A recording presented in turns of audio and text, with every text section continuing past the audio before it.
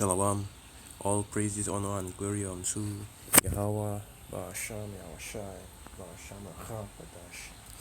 Double honors the elders and the apostles of Great Millstone who rule well, pushing this 100% truth of the gospel, waking up and sealing the elect of the nation of Israel through the spirit and power of Yahweh, Ba'asham, Yahushai. And salutations to all you sincere Akim out there that are pushing this gospel in all righteousness and in all sincerity, risking your lives and your freedom to do so. Right, this is your brother about one, and I'm back here with another video. And this is what I'm going to go into is the Apostle Ariam Lab. They made a video about, and this is the title of the video right here: Set Thrones and Judgments in the Kingdom, about how we would judge the nations. Judge both our people, judge both the Israelites and the other nations.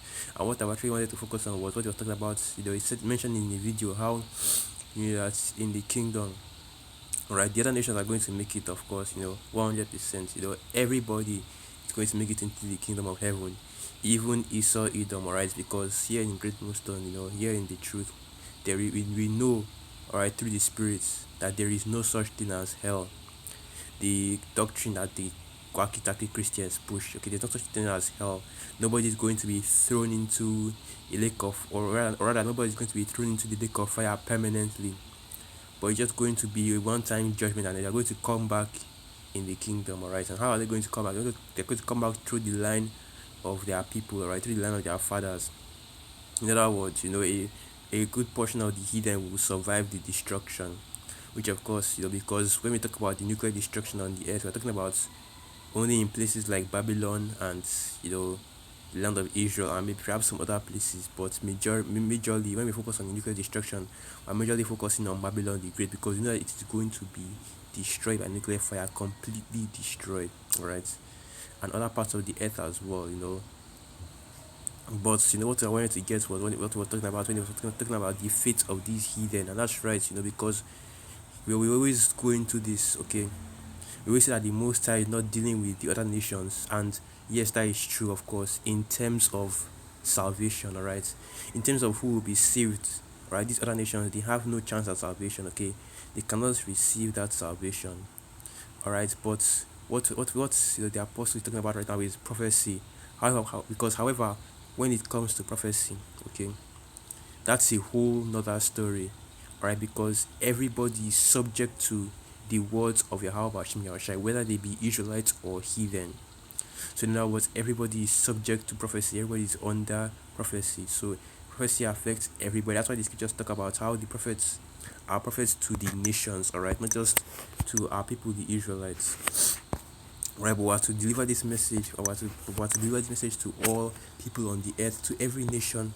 So this is the book of Jeremiah 1 verse 5, and it reads, Before I formed thee in thy belly, I knew thee, and before thou camest forth out of the womb, I sanctified thee, and I ordained thee a prophet unto the nations. And that's right, because you see, even the prophets of old, even in the past, they always prophesied over all the other nations, which is why we know, how all these other nations will be involved in prophecy today, because we are still prophets to the nations, all the nations that are on the earth, all the 14 nations. That's how we know which nation is which today, because we understand that prophecy.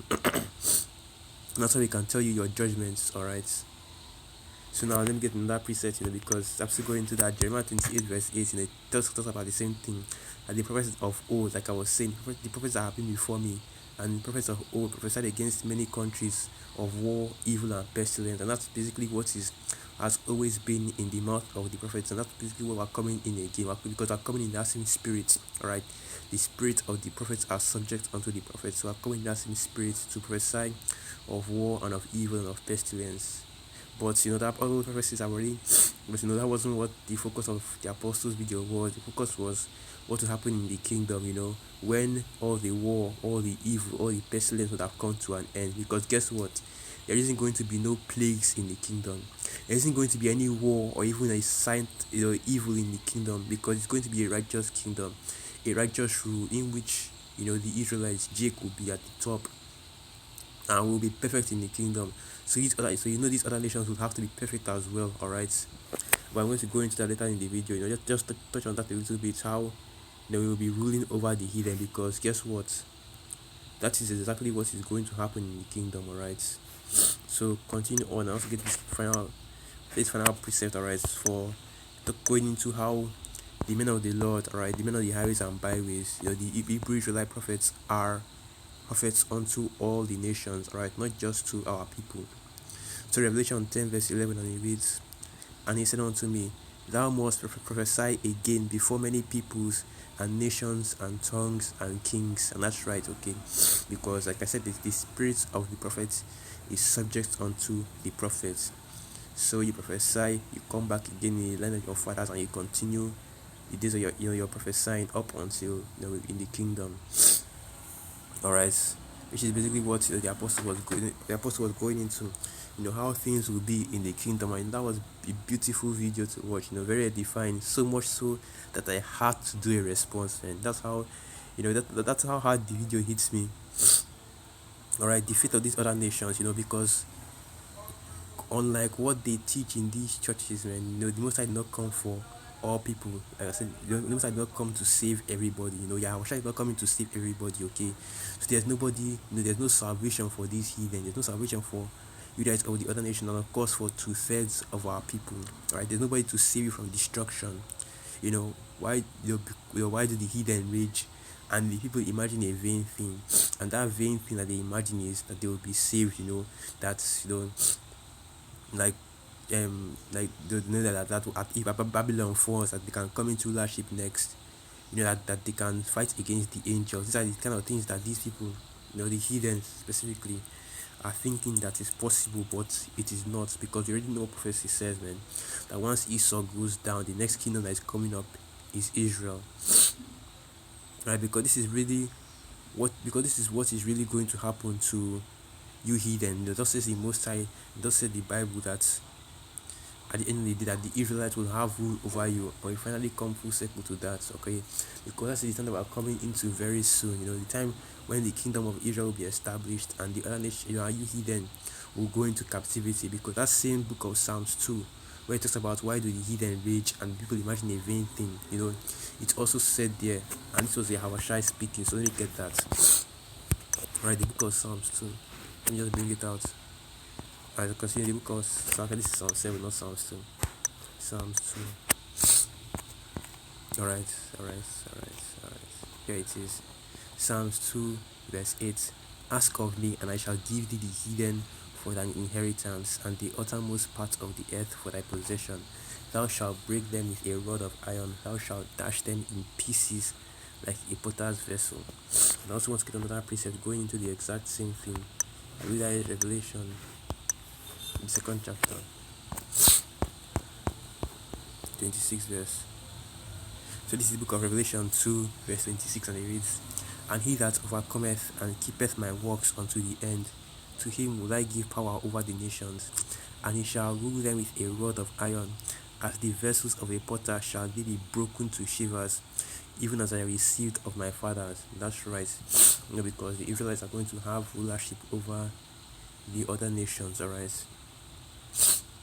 The other nations that are on the earth, they are going to be ruling over them, are going to be judges over them. God scripture say that Yahweh will make us a nation of judges, of kings, and of priests, okay? And all the other nations will be gathered unto us. All the other nations will come. Let me get that. Because the scripture said that from out of Zion shall flow the law. Out of the mountain of Zion rather shall flow the law. Okay, here it is. Because it's in 2 different chapters in the scriptures. Let me get the one in Isaiah chapter 2. So this is the book of Isaiah chapter 2, and it reads, "Then the word that Isaiah the son of Amos saw concerning Judah and Jerusalem." Alright, so the Most High, so Yahweh is making it very clear who this prophecy is speaking about. Judah, alright, the southern kingdom, Judah, Benjamin, and Levi, and Jerusalem, being the northern kingdom, alright, Ephraim and the other 10 tribes. And this prophecy is speaking about what will happen, what is coming, for the people of Israel. So now verse 2, "And it shall come to pass in the last days that the mountains of Yahweh's house shall be established in the top of the mountains, and shall be exalted above the hills, and all nations shall flow unto it. In other words, the governments of Israel will be above all the other governments on the earth, all right? Because you will have, because these other nations in the kingdom, they will have their own governments, they'll have their own rulers, 100%, right? The same way they do now in Esau's kingdom. Because you know, these other nations, they have their own kings, they have their own leaders, but who is above them? E. But in the kingdom, the same way, you know, these other nations will have their own rulers, they have their own leaders, right? They'll have their own judges and governors. But you know, the Israelites will be above all those people, right? They'll be above all those rulers among the heathen, and they'll be the ones that will give them their judgments and the like. So now, verse 3, and many people shall go and say, come ye, and let us go up to the mountain of Yahweh, to the house of the Most High of Jacob, and he will teach us his ways, and we will walk in his paths. For out of Zion shall go forth the law and the word of Yahweh from Jerusalem. That's right, all right. And that mountain, that house I'm speaking about is the house of Israel, the nation of Israel, the people, all right. Because we're the ones that will give them the law, we're the ones that will give them their judgments, all right. We're the ones that will, you know, teach them and instruct them in the ways of Yahweh Hashem Yahushai. And if they go off, well, that's what that rod of iron is for. To correct that's what that rod of iron is for. Because this is what is going to be happening in the kingdom. Alright. To be a perfect kingdom, because the rulers will be perfect. And we know the scripture says that as the king of a people are, as the king is, so are the people. So if the king is righteous, the people will have to be righteous as well, you know. So yeah, let me end it right there. I just wanted to add a little bit of extra into the apostles video, you know. So with that, let's give all praises, honor, and glory to Yahweh, Ba'asham, Yahushai, Ba'asham Rachak, Wedash, Wa Abad Babal. And through the spirit of you, Akam, you Akwas were edified. Shalom.